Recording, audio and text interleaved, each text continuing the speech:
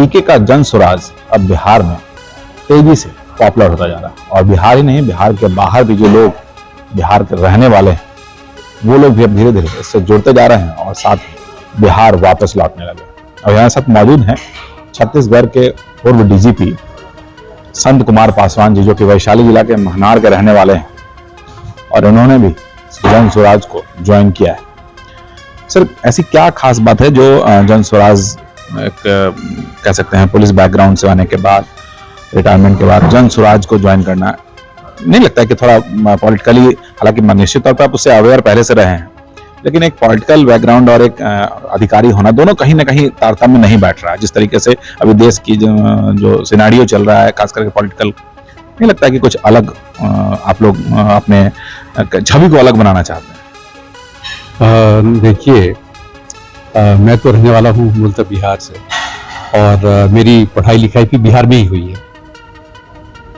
और बिहार जो है, जिस समय मैं बिहार में, जिसमें मेरा जन्म हुआ और जिसमें मैंने पढ़ाई लिखाई की, उस समय बिहार की स्थिति बाकी राज्यों की तुलना में इतनी खराब नहीं थी। मैं ज़रूर बाहर गया, पढ़ाई के बाद मैं बाहर गया और चूँकि मेरा कैडर था मध्य प्रदेश, फिर मैं छत्तीसगढ़ गया। लेकिन यहाँ पर चूँकि ये यहाँ का मैं रहने वाला हूँ, तो हमेशा ही इसके बारे में यहाँ पर आना जाना भी लगा रहा। तो बिहार के बारे में तो सोचना लाजिमी था और बिहार किस प्रकार से तरक्की करे। बीच में स्थितियाँ काफ़ी ख़राब भी हो गई थी, कई बार कानून व्यवस्था की स्थिति खराब हुई, कई लोगों को बाहर जाना पड़ा और आर्थिक रूप से भी यहाँ की स्थिति अच्छी नहीं रही। तो इस कारण से मुझे लगा कि यहाँ से जो कुछ मैंने लिया है, जिसके कारण मैं आज यहाँ पर हूँ, तो मुझे भी समाज को कुछ देना चाहिए। और जो मेरा बैकग्राउंड रहा है, मैं जिस सामाजिक परिवेश से आता हूँ, वहाँ पर हमने जो मजबूरियाँ हैं, जो बेरोज़गारी है, जो गरीबी है, जो अत्याचार है, जो अन्याय है, उस सबको मैंने अपनी आंखों से देखा है, बचपन में भी देखा है।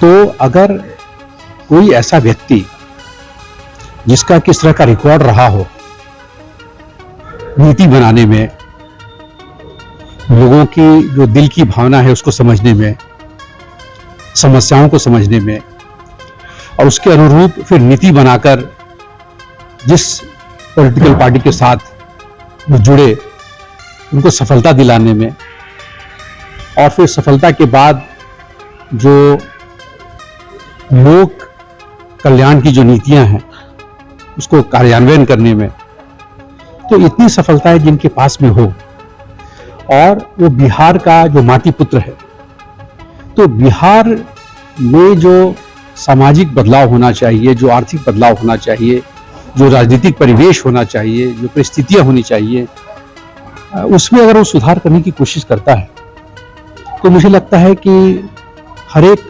बिहार के निवासी को, जो बाहर का हो या यहाँ का हो, उसमें मदद करनी चाहिए।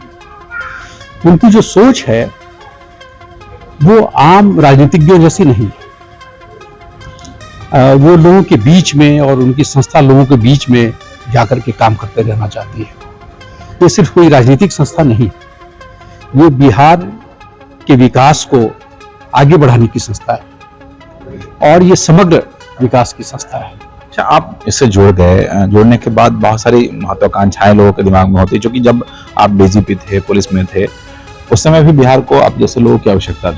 निश्चित तौर पर जैसे आपने कहा कि बहुत सारी परेशानियां यहाँ थी, बहुत सारे गड़बड़ियाँ थी, दलितों पे अत्याचार, आप खुद भी उसी समाज से आते हैं, तो नहीं लगता है कि उस समय जिस समय आपकी जरूरत थी आप यहाँ नहीं आए, और जब आप रिटायर हो गए तब यहाँ पहुंचे, तो लोग आप पे, या फिर प्रशांत किशोर जी के बारे में आपने कहा कि प्रशांत किशोर जी जिस पार्टी के साथ जुड़ते हैं उनको बहुत नीतियों पर काम करते हैं और उसके अलग अलग तरीके से उनके जीत में सहायक भूमिका निभाते हैं।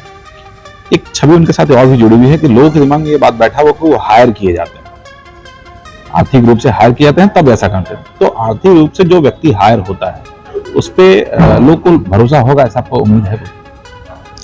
एक तो पहले तो आपने मेरे बारे में बात की कि मुझे आना चाहिए था।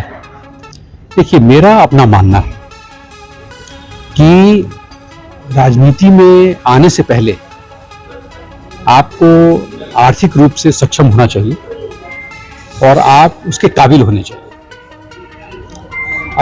मेरा यह भी मानना है कि आप अपने आप को जीवन में सफल बनाएं। सफलता के अलग अलग मापदंड हो सकते हैं, और जब आप सफलता प्राप्त कर लेते हैं, खुद जब आप सक्षम हो जाते हैं, तब आपको पॉलिटिक्स में आना चाहिए और पॉलिटिक्स के माध्यम से समाज को कुछ देना चाहिए।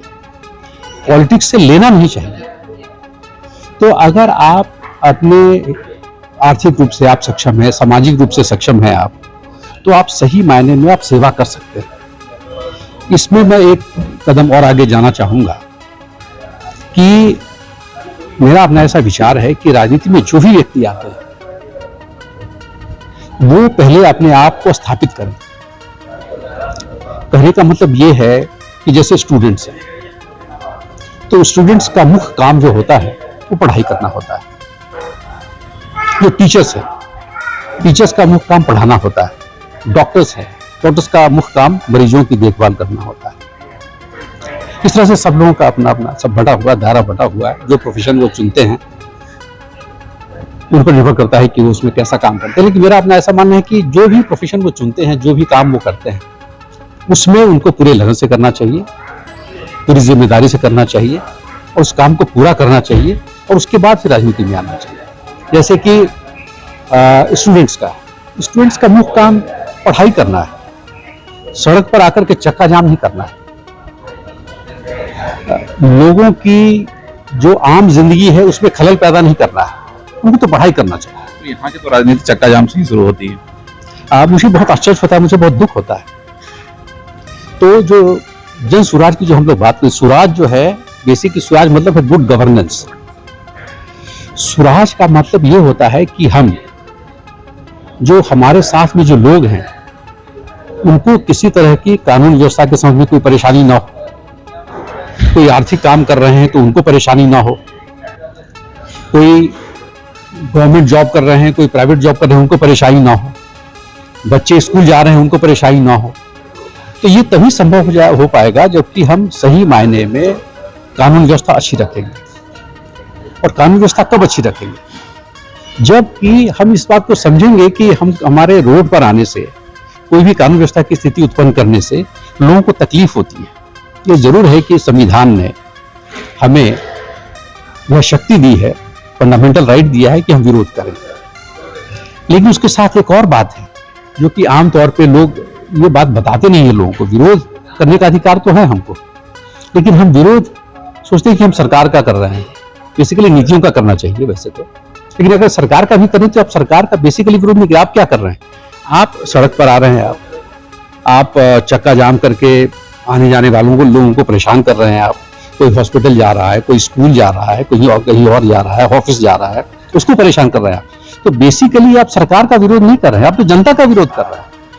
तो आपके चक्का जाम से, आपकी कानून व्यवस्था की स्थिति निमित्त होने से लोगों को परेशानी हो रही है। तो ये जो है, ये इससे जो है कोई भी सरकार या कोई भी राज्य, कोई भी समूह, कोई भी लोग ये आगे नहीं बढ़ सकते हैं। जब तक कि कानून व्यवस्था अच्छी न रहे तो लोगों का विश्वास कैसे होगा? इसमें आवश्यक ये है कि सरकार को भी आगे आकर के इस पर रोक लगानी चाहिए। इस प्रकार की रोक मतलब ये है कि देखिए अभी क्या हो रहा है, कई जगह मैंने देखा है कि चक्का जाम करते हैं लोग, किसी भी कारण से करते हैं। जैसे एक्सीडेंट है, एक्सीडेंट तो एक्सीडेंट होता है, एक्सीडेंट चक्का जाम नहीं होने, कोई जानबूझ के तो करता नहीं है। तो एक्सीडेंट होता है मान लीजिए, तो उसके लिए जो डेड बॉडी को सड़क पर रख करके चक्का जाम करते हैं, इधर उधर बहुत परेशानी होती है। 2 घंटे 3 घंटे लोग परेशान होते रहते हैं। इससे जो लोग चक्का जाम कर रहे हैं वो सोच रहे हैं कि वो लोग बहुत बड़ा काम कर रहे हैं, लेकिन ऐसी बात नहीं है।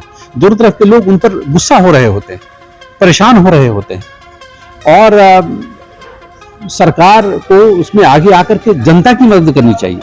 अभी हो क्या रहा है, जो चक्का जाम करते हैं उसकी मदद कर रहे हैं। मतलब पुलिस खड़ी है, चक्का जाम हो रहा है, कुछ नहीं कर रहे हैं। क्यों नहीं कर रहे हैं? क्योंकि अगर पुलिस कुछ करती है तो पुलिस पर जो चक्का जाम करने वाले हैं या तो उस पर हमला करेंगे, पुलिस कुछ कहेगी तो बोलेंगे पुलिस जाती कर रही है।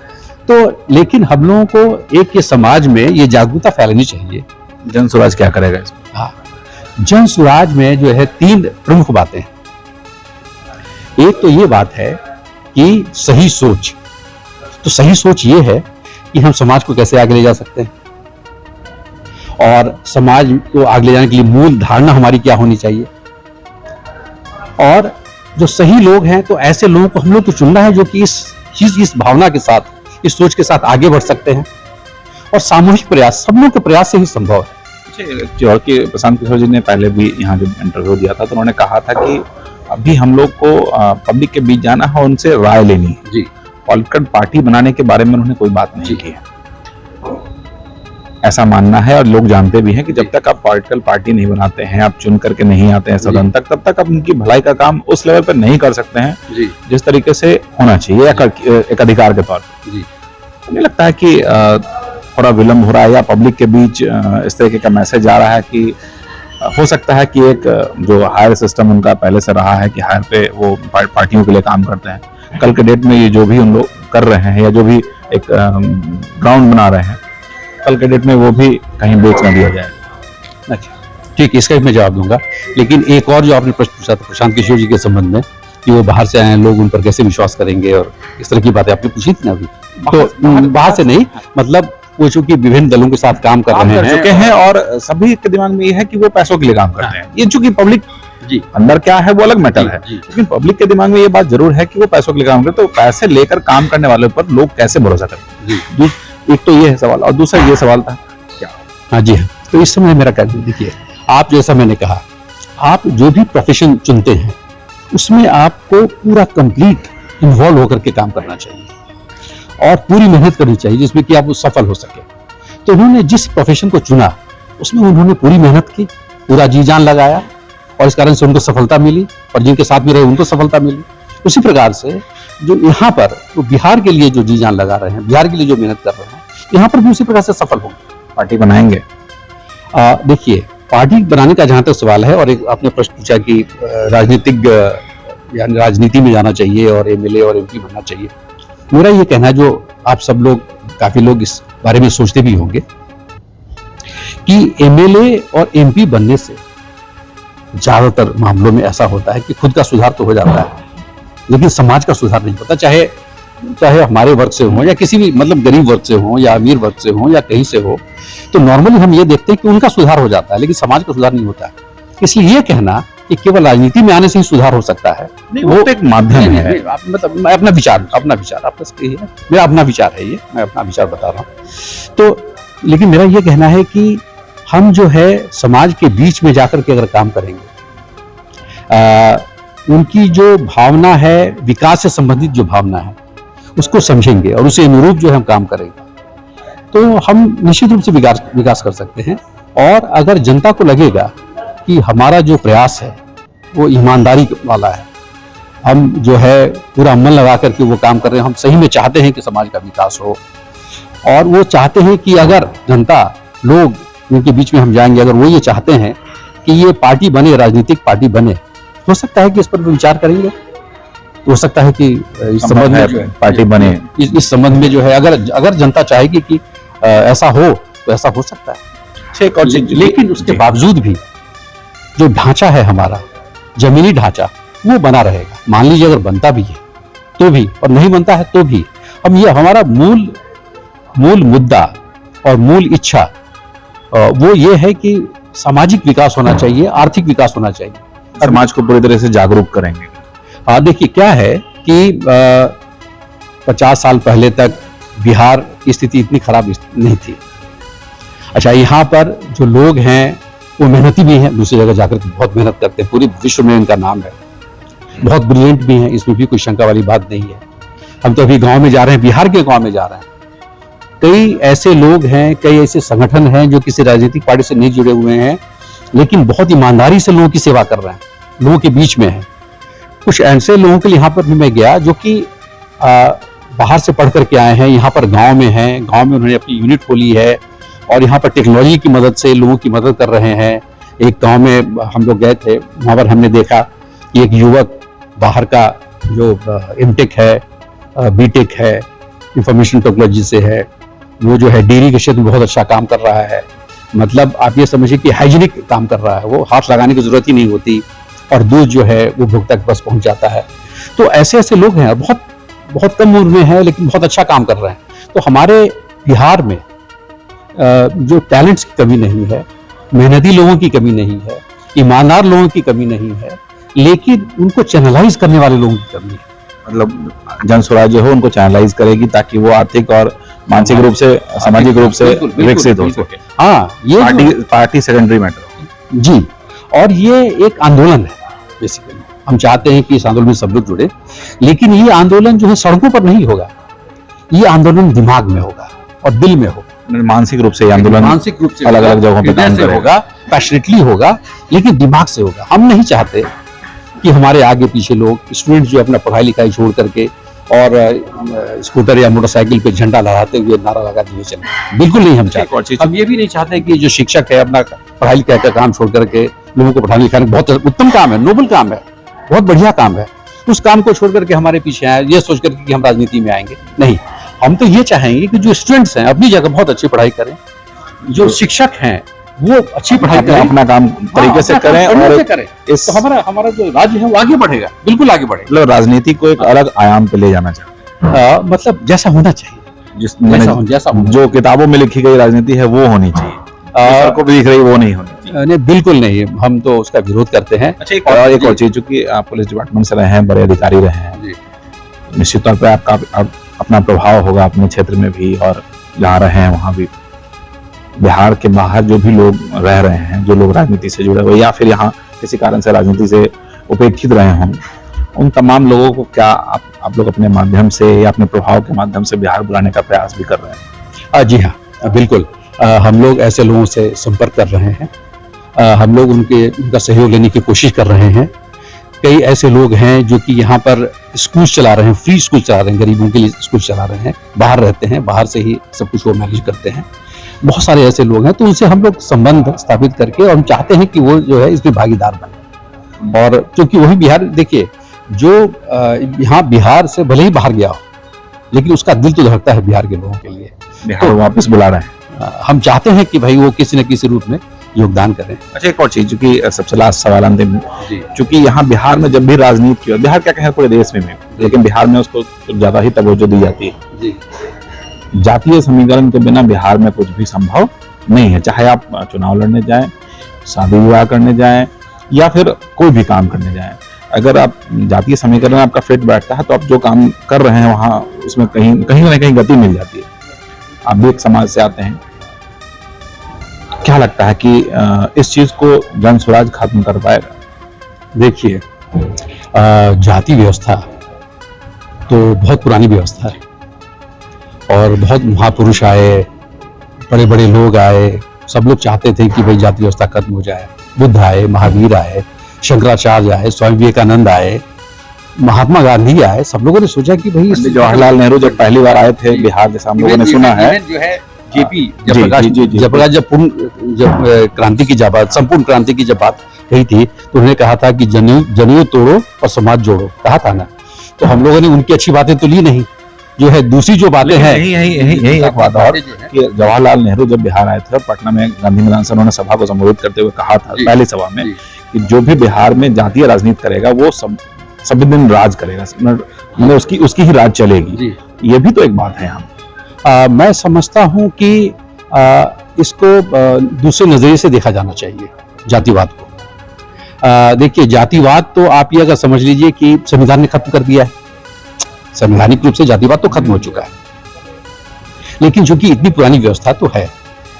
लेकिन मैं ये देखता हूं, मैं जिस वर्ग से आता हूं, अगर आप में काबिलियत है, अगर आप अच्छा पढ़ लिख जाते हैं, तो आप किसी भी जाति के हों, आप लोग इज्जत करेंगे, किसी भी कास्ट के हों, और किसी भी कास्ट में जाते हैं तो यहाँ पर देखिए सभी जातियों में पढ़े लिखे लोगों की बहुत इज्जत है। जो हुनर वाला है, जो टैलेंटेड है, उसकी इज्जत सब लोग करते हैं। ऐसे कि कोई एक जाति का करता नहीं है। गांव में आप देखिए, आप किसी भी जाति का बच्चा हो, अगर वो मान लीजिए बहुत से निचले, जिसको हम लोग, मैं तो किसी को नीचा नहीं मानता, मैं सबको बराबर मानता हूँ। मैं मुझसे पूछेगा तो मैं सबको बराबर मानता हूँ। किसी किताब में किसी ने लिख दिया कि कोई ऊंचा है कोई नीचा है, इसलिए कोई ऊंचा नीचा हो गया, मैं नहीं मानता हूँ इस बात को।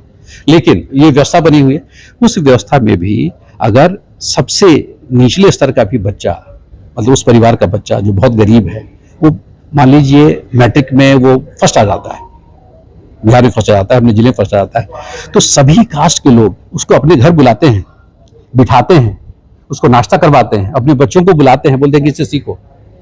वहां जातिवाद कहाँ जाता है? इसी प्रकार से अगर काम कोई भी आप अच्छा काम करते हैं तो जाति आड़े नहीं आती है। और अगर राजनीतिक रूप से अगर कहें, आप जैसे कि आप राजनीति की बात कर रहे हैं, राजनीति की बात, राजनीति में भी आप देखिए कि अगर हम लोग सोचते हैं कि भाई किसी एक जाति का व्यक्ति होने से उसको उसी कारण से अगर वो होता है, तो ऐसा हम लोग को लग सकता है, लेकिन ये कोई जरूरी नहीं है। और इसका तो प्रत्यक्ष एग्जाम्पल आप ये देखिए ना, मोदी जी हैं। मोदी जी के जाति के लोग बिहार में कितने हैं? लेकिन लेकिन उनका जो चुनाव लड़ने का जो पब्लिक जानती है या पब्लिक जो कहती है, उसके अनुसार यहाँ लड़ाई भी उनके जाति के हिसाब से ही लड़ा जाता है, क्योंकि उन्होंने एक जाति वर्ग को ही बांट दिया कि हिंदू मुसलमान करो और वो चुनाव जीतो, ऐसा है। तो वहां जाति कुछ और हो जाती है। यहाँ तो परिस्थिति के अनुसार, परिस्थिति और व्यवस्था के अनुसार लोग अपनी जाति का परिभाषा बदल लेते हैं। अगर राज्य में चुनाव हो तो कोई और जाति परिभाषा हो जाती है, देश में चुनाव हो तो कोई और जाति परिभाषा हो जाती है, अलग अलग सिनेरियो बनता है। तो कहीं ना कहीं वो भी तो उस चीज के पर हावी हैं और उस माध्यम से ही चुनाव जीतने का प्रयास करते हैं। देखिए ये बड़ा, देखिए ऐसी बात नहीं है, बहुत मतलब ये देखने का नजरिया है कि कौन कम्युनल है और कौन सेकुलर है। सब लोग अलग अलग तरीके से, एक दल जो है दूसरे को सेकुलर बोलता है, कभी मैं अपने को सेकुलर बोलता है, दूसरे को कम्युनल बोलता है। लेकिन हम लोग ये ऊपरी चीज है बेसिकली। कोई भी सरकार हो, चाहे कांग्रेस की सरकार हो, बीजेपी को हो, जेडीयू की या कोई भी सरकार हो, देखिए उसके पास जो फंड्स हैं, वो फंड्स का इस्तेमाल इसके लिए नहीं करता है, जाति में बांटने के लिए या धर्म को बांटने के लिए नहीं करता है। जमीनी स्तर पर काम होता रहता है। ये बात दूसरी है कि काम का स्तर कैसा है, काम नीचे तक जिन लोगों के लिए बना है वो काम वहां तक जा पाता है कि नहीं जा पाता है। लेकिन ऐसा नहीं है कि केवल कुछ जातियों की बात हो रही है। सड़कें बनती हैं, पुल बनते हैं, कॉलेज खुलते हैं, अस्पताल बनते हैं, और भी जो जनता के कल्याण की जो योजनाएं हैं वो बनती हैं, उन पर काम होता है। तो ये कहना है कि जातियों के आधार पे या धर्म के आधार पे लोग वोट देते हैं, इस तरह की बात कहना मेरे ख्याल से उचित नहीं है। क्योंकि हम ऑल अक्रॉस द कंट्री हम देखते हैं कि लोग इस तरह से बातें करते हैं, लेकिन अगर बीच में अगर उनके अगर नीचे तक जाया जाए, मतलब गंभीरता से सोचा जाए, तो हम ये पाएंगे कि नहीं, ये सिर्फ ऊपरी चीजें हैं, बेसिक चीज कुछ और होती है। और बेसिक चीज ये है कि जब तक कोई अच्छा काम नहीं करेगा तो जनता उसको चुनेगी क्यों? मतलब आप लोग राजनीति से हट करके बेसिक काम में लगे हैं ताकि पब्लिक आप पर भरोसा करे और जरूरत पड़े तो उसका पॉलिटिकलाइज किया जाए, एक राजनीतिक पार्टी बनाया जाए, चुनाव भी लड़ा जाए। लेकिन इसमें भी थोड़ा समय है। देखिए हमारा कहना है, जैसा कि बुद्ध की धरती है, ये महावीर की भी धरती है, सबकी धरती। बुद्ध ने ये कहा था कि आप जो कुछ भी पढ़ते हैं, जो कुछ भी सुनते हैं, ग्रंथों में लिखा हुआ है, पोथियों में लिखा हुआ है, किताबों में लिखा हुआ है, या कोई कहता है तो उस पर आंख मूंद कर विश्वास मत कीजिए। तो हम पर भी आंख मूंद कर विश्वास मत कीजिए। आप देखिए कि हम लोग क्या करते हैं। मतलब पहले इस्तेमाल करें फिर विश्वास करें, वो आप वैसा कह सकते हैं। लेकिन हम तो कहते हैं कि हमारे साथ में रहिए और हमारे साथ में रह करके देखिए। ना हम आपका इस्तेमाल करेंगे, ना आप हमारा इस्तेमाल करेंगे। हम लोग एक दूसरे का इस्तेमाल जनता की भलाई के लिए करेंगे, इसको आगे बढ़ाने के लिए करेंगे। ये हमारा कहना है। देख सकते हैं, ये है संत कुमार पासवान जी, छत्तीसगढ़ के पूर्व डीजीपी रहे हैं। कांग्रेस भी इन्होंने ज्वाइन किया हुआ था, कुछ दिनों तक कांग्रेस के साथ उन्होंने मिलकर के काम किया और अब जन स्वराज के साथ कदम से कदम मिलाकर चलने के लिए बिहार वापस लौटे हैं। और इनके माध्यम से कहें या इनके कारण और भी लोग धीरे धीरे इसी तरीके से बिहार में जन स्वराज के साथ जुड़ते जा रहे हैं। जो सोच है, जिस तरीके की समझ है और जिस तरीके से ये राजनीति को एक नया आयाम लोग देने वाले हैं या देना चाहते हैं, अगर ऐसा हुआ तो निश्चित तौर पर बिहार की परिभाषा जो आज निचले पायदान से की जाती है, वो निश्चित तौर पर देश नहीं दुनिया में काफी ऊपर पहुंच सकता है। आज के इस खास मुलाकात कार्यक्रम में विकास, नमस्कार।